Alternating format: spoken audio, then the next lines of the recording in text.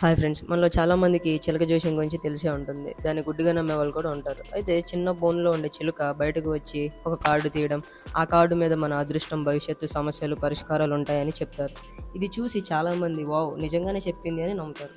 కానీ అసలు ప్రశ్న ఏంటి అంటే, ఇది నిజమా లేక మోసమా? వాస్తవం ఏంటంటే, చిలకకి మన భవిష్యత్తు తెలుసు అనే శక్తి అసలు ఉండదు. చిలక చేసేది ఒకటే, యజమాని ముందు పెట్టిన కార్డులో ఒకటి ముక్కతో తీయడం. ఆ కార్డులన్నీ ముందుగానే రాసి ఉంటాయి. అందులో ఎక్కువగా మంచి మాటలే ఉంటాయి. నీకు మంచి జరుగుతుంది, నీ కష్టం తీరుతుంది, నీ జీవితంలో సుఖం వస్తుంది, ఇలాంటి మాటలే ఉంటాయి.